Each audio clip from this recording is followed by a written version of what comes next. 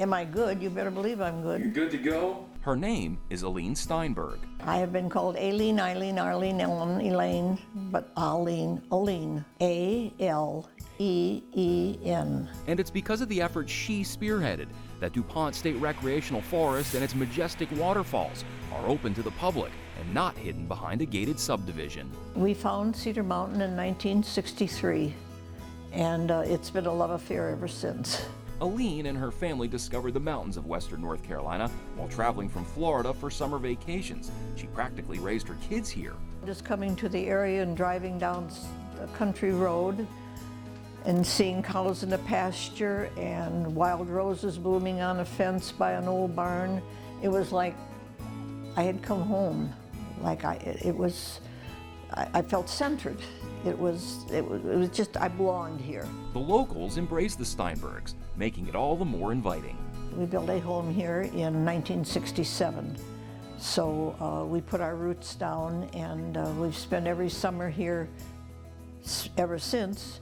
And I've been a resident now for since '98. All through the 1970s and 80s, Dupont was off limits to outsiders, but that didn't stop some locals from sneaking in.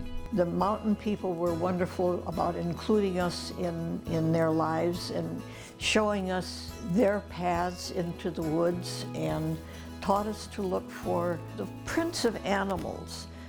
We weren't just walking through the woods, we were learning about the woods. We were learning about the sassafras leaves, and we were learning about sourwood, and learning about the prints of a deer or a bear or a raccoon. And they were welcome. They were anxious to share these wonderful acres with us. Of course, the big highlight of those hikes into the trails of Dupont was getting a glimpse of the waterfalls. It was awesome. It was just, there are no words to describe it. You just stand in awe at these rushing waters and these magnificent falls. When the DuPont Corporation closed its manufacturing plant in the 90s, it put the land up for sale. Developers jumped in, outbidding the state in an attempt to turn it into a gated housing development. We couldn't fathom these acres being behind closed gates, behind a gated community, because our rallying cry that it was for the people, not a privileged few. That's when Aline jumped into action. And that was when a whole group of us, everybody that was really interested in fighting for the falls, got together.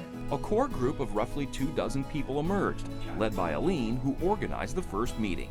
The electricity in the room, the energy was incredible. We dubbed ourselves the Friends of the Falls.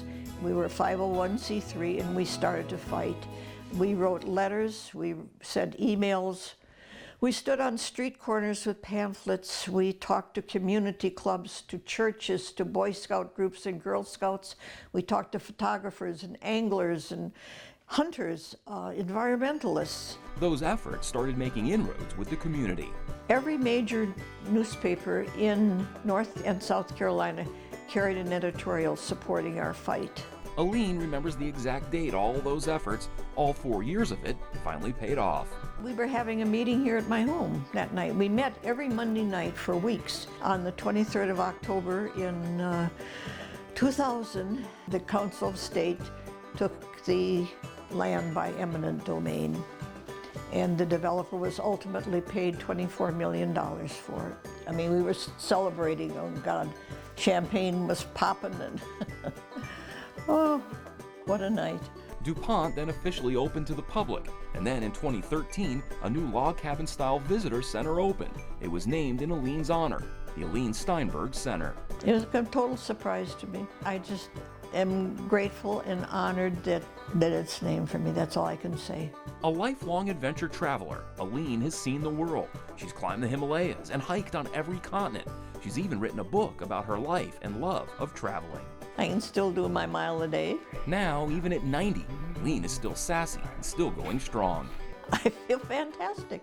She's always had that spirit to get out, to go, to do. And it's just believing in yourself and not giving up when the going gets tough. And it's that spirit and attitude that will enable DuPont to have visitors for generations to come. For Carolina Impact, I'm Jason Terses reporting. We hope you enjoyed the story. If you don't want to miss any more great stories about the Charlotte region, please subscribe to our YouTube channel.